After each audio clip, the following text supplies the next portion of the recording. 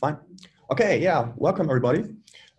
Just a short introduction from me. So I'm Sascha from Hamburg in Germany, and I'm a QA team lead at EOS. And EOS is a financial service provider within the Otto group. Maybe some people from Europe know it's a bigger group with several companies. And so I'm working on a project where we started using microservices for a few years, and I started to build up all the QA stuff and thought about things what we are going to do and how we should test things. And yeah, I attended KubeFest also last year, and yeah, we had a lot of interesting discussions, and I think at least at two topics I just thought, okay, cool, we don't have this problem what people are discussing here now, and I started to think about why is it. So the one problem was, how do I organize a big bunch of features and steps? So I'm losing track, I'm lost in all the stuff we have in the repositories. The other thing people were talking about was how to handle long nightly test runs and everything that is involved in this. And so we actually don't have these problems, and I think it's because we are using our microservices, and I think we using them in a correct way. So it's not that we don't test, we do test a lot. We started our project with the idea to have no manual regression testing, so we want to automate everything. And we are working for, I think, about 3 years now on this project, with at the moment 5 cross-functional development teams with more than 60 people in total. So you can imagine there's quite a lot of stuff we have to test. So before start talking about the test stuff, just would like to give a short overview on what microservices are. And so we can just start with the best source of knowledge in the internet. So we have here Wikipedia. Wikipedia says, just need some, okay. Microservices are a software development technique, variant of the service-oriented architecture. Architecture styles, its structures, and application as a collection of loosely coupled services. So loosely coupled is one important thing here. In a microservice architecture, services are fine-grained and the protocols are lightweight. The benefit of decomposing an application into different smaller services is that it improves modularity, and this makes the application easier to understand, develop, test, and become more resilient to architecture erosion. It parallels development by enabling small autonomous teams to develop, deploy, and scale their respective services independently. So we see that that these services should be independently. This is an important part. And so you can develop and deploy them independently. I think you also need to test them independently, otherwise you can't deploy them. Or maybe you can, but I don't think it's a good idea to deploy them without testing. And if you have to test them all together, you're not really independently in the deployment process. Another thing is service should be small. I think there are a lot of discussions about how small is a microservice.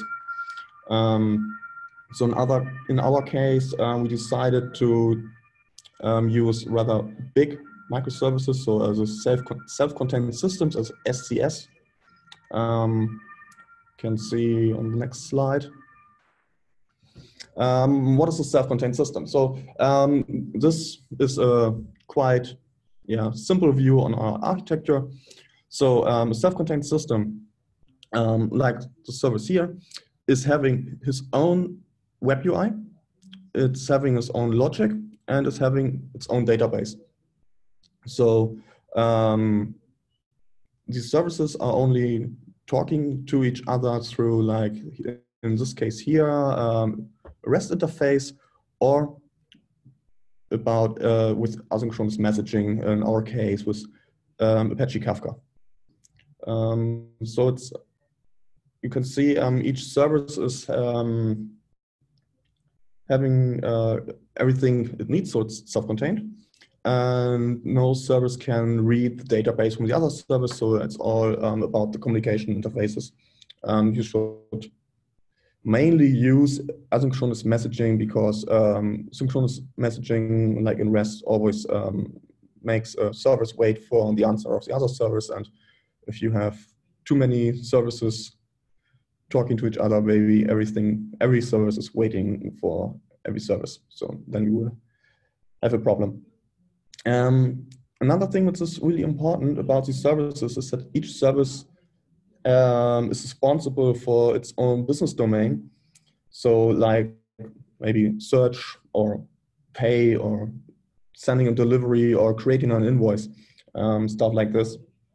And when you are developing your user stories, I think it's a very important rule that one user story is only applying to one service. So you have your user story, you write your scenarios to a user story, and you want to test only one service at a time. If you see that you struggle with this rule, maybe you have to think about the slice of your services. Maybe your services are not the right services you need because you're not able to create business value without touching more than one service.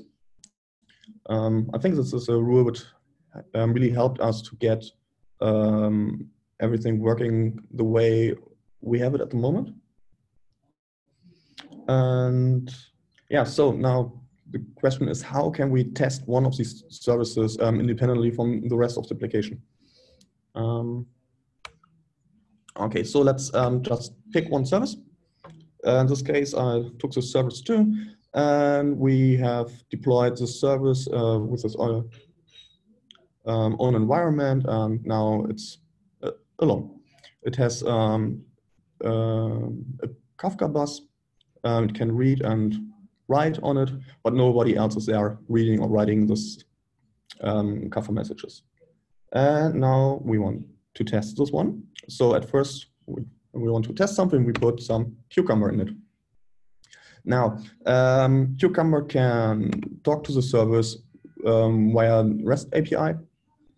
So trigger something in the service, get some information out of the REST interface again. And it can use Selenium and do some tests via the web interface of the service. And we can also communicate with the service with some Kafka messages. So the Cucumber test can pretend to be maybe service 3, and service 3 is sending a message to service 2. And so service 2 will react on this message and will do something. Maybe it will do some calculation and puts out a new Kafka message.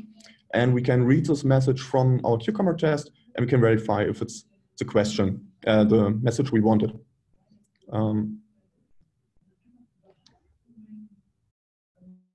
Yeah, so the next thing is this service could start to ask other services. Maybe we want to test to writing an invoice, and service 2 is asking the first service for the address of someone. Now, service 2 is alone in this environment, and it won't get an answer from service 1, so we would have a problem when we want to test this. For this case, for the REST call, we use WireMock. WireMock is an open source tool which pretends to be, it's just a mock for REST call. So you can configure WireMock to tell, like, if you get a request, like, give me an address, please answer with this answer. And what's really nice is that you can configure via the Cucumber test with the REST interface of the WireMock itself. So you can also have one test where we answer with a concrete address when service 2 is asking for it. But you can also say, if service 2 asks you for an address, you say, no, I don't have an address.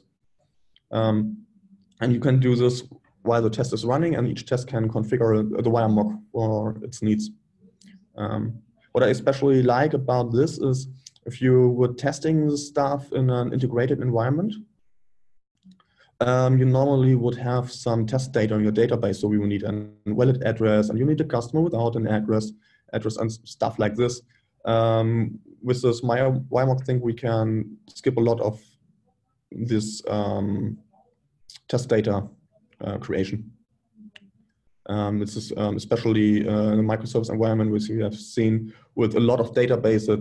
Bases is really hard to create this test data, so that is still valid data for every services you have. Well, yeah, well, this is our way to test a single service independently from the rest of the system. As you can see, yeah, WireMock is an important tool for us, and the isolation with Kafka bus is quite easy. You just have this bus and nobody is reading or writing on it. And so, yeah, the systems are decoupled at this point. So let's have a look at the first slide I had again. Now you can see we have the services with the databases here and the web interfaces, and now also the cucumber test. So you can see this gray box. This also means this is everything in its own repository. So we have our test code always in the same repository as the code for these services. This is why we don't have one big test suite with a lot of scenarios and feature files. They are all distributed throughout all the system, our complete system. And so, yeah, we don't need to deal a lot with how to gain overview of a lot of services, a lot of feature files and steps and stuff like this. It's all very small parts. And if you have a service where you have you see that you have a lot of feature files and a lot of scenarios in it, this may be a very good hint that you should make this service break the service into two services, because it's growing too big. It's growing too big. It has too much business cases in it, and so it's good advice to make two services out of it. Because the service is not very micro anymore. Okay, but yeah, of course, you also have to test that each of these services together are still producing or are still in a functional system. So we have also some cucumber test where we test the whole system in an integrated environment where we have all these services together and working together. In this test, we just test some bigger workflows or user journeys, and so we use this test to test our critical business workflows. This is an own repository where only these tests are in, and yes, this is just to make sure that nothing really serious is broken. And we did not find within the test within these small apps. I think the benefit of this approach will be quite clear when we have a short look at our numbers. So we have 43 of these services, or call them apps, so it's apps on the slide. And we have 1,500 scenarios in these 43 apps. And the longest cucumber test runtime within the apps is about 20 minutes. So our biggest app has 20 minutes test time in cucumber. And this overall workflow test project has only 13 scenarios. They're quite big, quite long. This is what we want. But still, the runtime of this workflow test project is about 18 minutes. And yeah, I think here you can see that with our approach, we don't have big test run times, or so we don't need like nightly test runs or something like this. We have this all in our continuous delivery pipeline. So after each commit, we run the test in the app where the commit was. We deploy the app into an integrated environment. We run our workflow test, and so we can have the time from committing to possible production deployment is in about 1.5 hours, with all the time we need to deploy on stages and stuff like this. Well, yeah, I think this was my talk. I had already gave a QConfest, and yeah, just a picture of me checking the ocean. Seems to be okay. And I think now we just have some time for some questions. And if you want to contact me afterwards, you can see my email address and my Twitter account on the slide. Okay.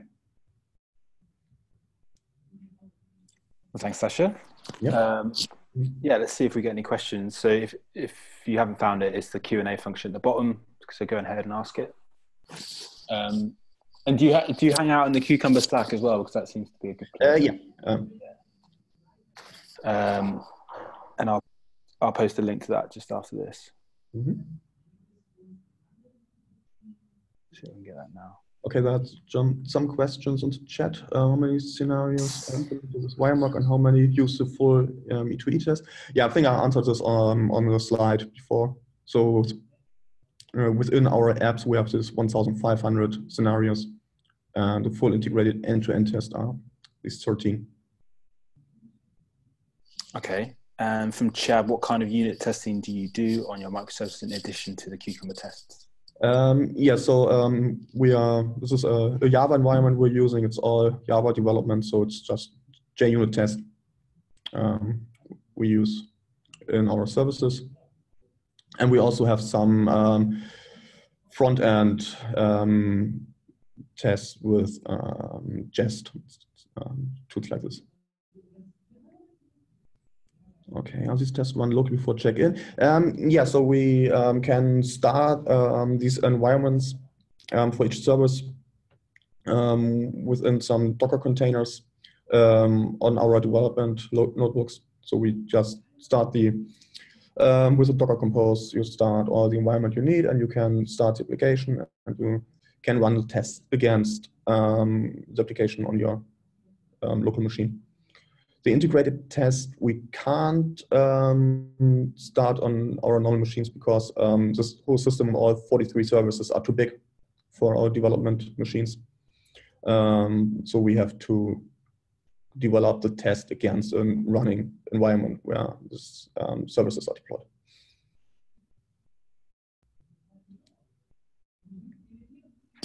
Okay. I'll just chip in with one question. I mean, where have you got inspiration from this? Where else would you look for people that are interested in this subject to read up on this kind of stuff? I think this was really a problem when we started with all this stuff, that we did not find so many resources about this testing topics. I think Martin Fowler has some nice blog post about it, how to test microservices. I think it lags a bit at the end when it's going to the integrated test. It's more like, and then we do some integrated tests and it stops there. But there's the idea of, I think, testing independently, and comes quite a lot of stuff from there. But we have to figure out a lot of things on our own. Okay.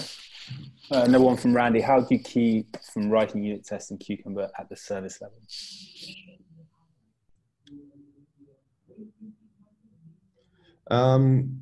We don't write the unit test in Cucumber, so it's just normal JUnit test.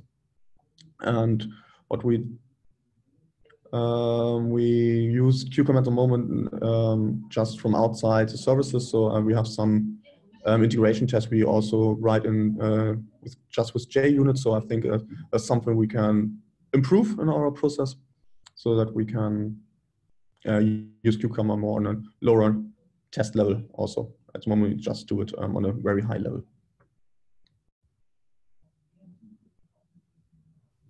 Cool, that makes sense. Alrighty. unless there's any other questions, I want to thank Sascha again. Thanks so much for doing this presentation. We will be making the presentation live on our YouTube channel, which I'll send you tomorrow, but check out our Twitter if not. And yeah, please go ahead and follow Sascha on Twitter, or email him, or join the Slack, or do all of the above. I'm sure he'll appreciate it. And yeah, thanks everyone. Thank you. Okay, thank you very much. All right, see you next time, everyone. Bye-bye. Bye.